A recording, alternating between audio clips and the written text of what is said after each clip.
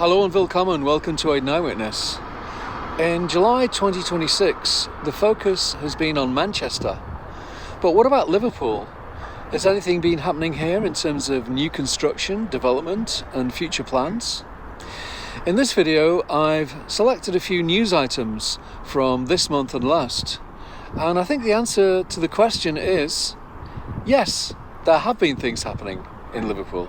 And this is one of the places where things are happening. Central Docks, part of Liverpool Waters, owned by the Peel Group. We're looking from the bridge, part of Jesse Hartley Way, along the Leeds and Liverpool Canal, across the site. So what's happening here? Preparation works and installation of services and infrastructure. We won't start to see buildings arise here until all this work is completed. So I assume it's going to be next year. Watching city development, as I do, is about trying to predict the future. As a 5-year-old, I was captivated by an architectural vision of the future in a science fiction puppet show called Space Patrol.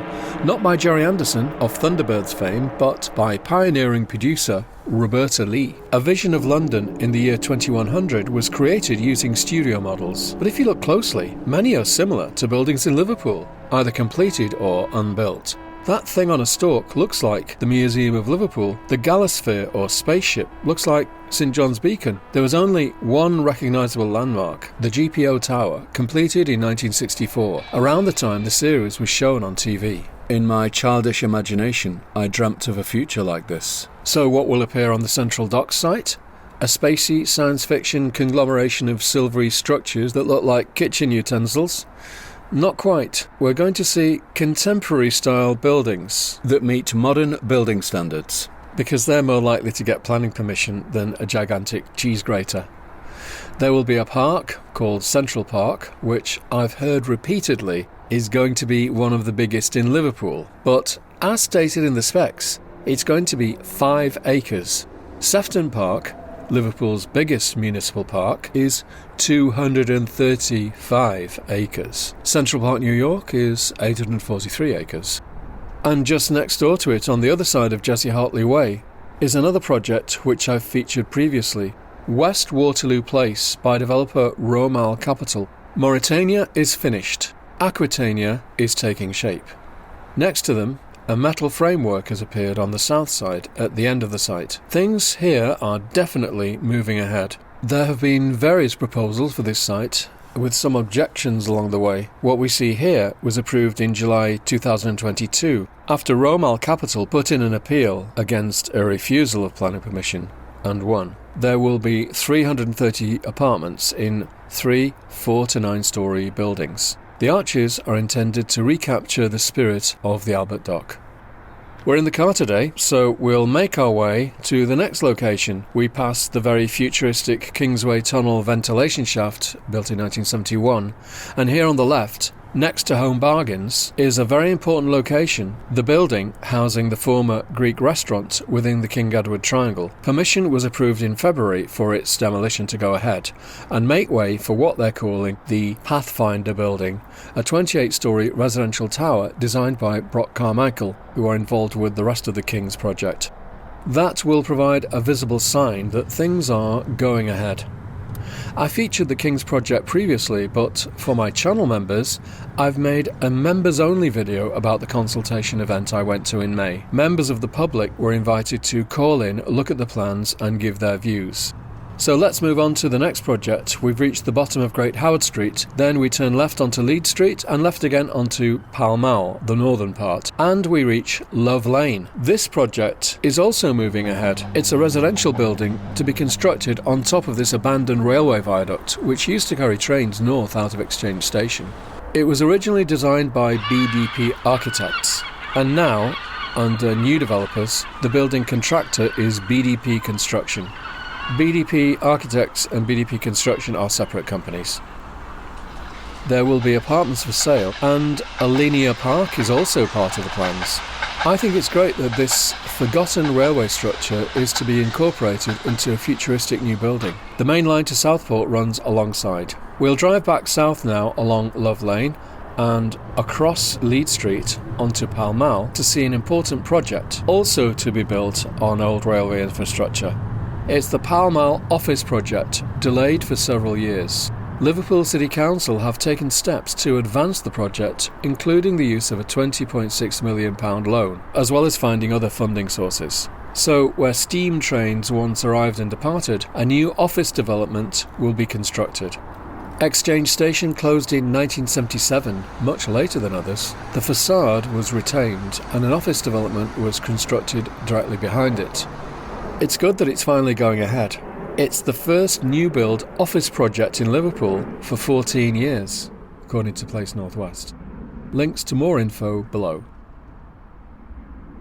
Another important thing to report, currently they are gathering feedback on the plans to create an MDC to the north of Liverpool city centre. MDC? A Mayoral Development Corporation. On this map we can see that the area takes in the Hill Dickinson Stadium, Central Docks, stretching down to West Waterloo Place, but it also extends inland, along and to the north of Leeds Street, including the Pumpfields district, and also that a part of it runs down into the city centre along Pall Mall, taking in the Pall Mall project. So what is a Mayoral Development Corporation? It's, as they say, a vehicle set up by local government that has special powers to bring various functions together, facilitating the development of projects within its zone. The MDC has powers such as using compulsory purchase orders, managing land and assets, delivering roads, transport links, utilities, and using special funding tools to help unlock difficult sites. An MDC was created in Stockport in 2019 and has been instrumental in pushing ahead plans there. To set up a Mayoral Development Corporation, you need a mayor, a metro mayor like Steve Rotherham, not a ceremonial mayor. Now we move on to our next project, The Gateway, a project by Legacy Developments and RW Invest. I've been tracking its construction. It's a residential development, one of the biggest around, and it's well advanced now. The 4 blocks are said to be inspired by New York skyscrapers, although the blocks are not as tall as New York skyscrapers. Architects Faulkner Chester Hall. It looks great, though those neighbouring plots of land just a couple of blocks behind it are currently in a desolate state. But I trust that will soon change. We'll see how this area looks as things progress. Keep watching Aiden Eyewitness. The 4 blocks are called, from left to right, Queens, Williamsburg, Brooklyn and Tribeca, with a capital B, all in New York, of course. Now we move right into the city centre to see proposals for Central Station. We continue along Leeds Street onto the A59 and around to the north of Lime Street Station and arrive at Mount Pleasant Car Park. Convenient and relatively cheap at £4.90 for 3 hours. Please note the lifts don't work. We switch from 4 wheels to 2 legs and proceed down Ranelagh Street, and there it is, Central Station, as it looks today. You always hear lots of live music around here, coming out of the various Irish bars. Quite a cacophony, though I have to admit I actually quite like it. It makes the area lively and gives it character. A major part of the plan is to link Lime Street Station and Central Station via a tunnel, either pedestrian or rail. I read in the media it was going to be an underground tunnel. Aren't all tunnels underground? Currently, the shortest route on foot from Lime Street to Central takes you past all those loud bars, with people spilling or stumbling out onto the street, as well as lots of cars, taxis and buses. Now let's look from above, courtesy of the Cinemaker drone, and we can see the layout of the station.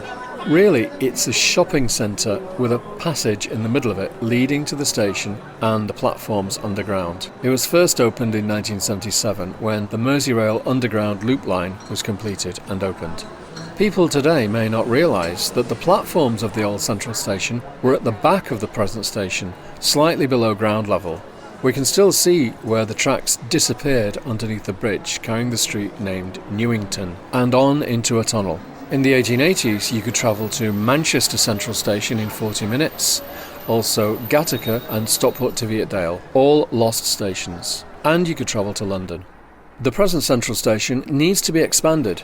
There is currently a consultation to gain feedback about the redevelopment of the station and the surrounding area, and I've seen some visualisations in the media.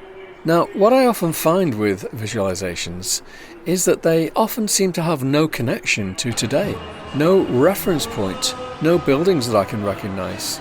And I certainly find that with these ones, they look, well, a bit spacey and sci-fi to me. They are just concept images, not definite proposals. So let's drift from the cacophony of today into this vision of the future. I can't figure out which direction I'm looking in. It's like being in a dream. The next train to depart from What's that structure? It looks like a revolving radio telescope dish. Liverpool South Parkway via Liverpool Baltic. Ah, and in this view from further back, yes, at least now we have a reference point, St John's Beacon. And I can see that we are looking from the bridge, the one we saw earlier, carrying Newington over the former tracks and platforms. So they're going to turn the site of the station, the unused area slightly below ground, into a piazza. But what's happened to Lewis's on the right? Seems to have turned into a modern building. The piazza will have gardens and this future gazing is just making my head start to spin. Let's go back to the drone view again and take an opportunity to gaze into the past. Inside the concourse of the current central station, there are glass doors at the rear, and they have translucent historic photos on them. One shows us the old station, opened in 1874, a magnificent railway terminus worthy of the great city of Liverpool. It was demolished in 1973. The other shows us a view on the platform around 1960, I think. And on the right is a Stania-class steam locomotive, I think, built in 1936, standing on platform 1. In the middle, a Harper Mark VI invalid car. The name Blackler's will bring back memories for some. The plan is to transform not just Central Station, but the whole surrounding district. And in 2009, there was a plan to create Central Village, a shopping centre on the station site and in the neighbouring Lewis's building, but it didn't go ahead. Let's hope that doesn't happen with the current plans. So that's it from this update of Aiden Eyewitness. I hope you found this interesting, and if you have any observations or corrections, please comment. And many thanks for the nice feedback I get, sometimes in person on the street. Please like, subscribe, share, etc. And if you'd like to support the channel, please consider membership for £2.99 a month, cancel anytime. You get to see videos early and watch occasional member videos, like the one about the King's Project I mentioned earlier. Vielen Dank fürs Zuschauen und auf Wiedersehen in Liverpool.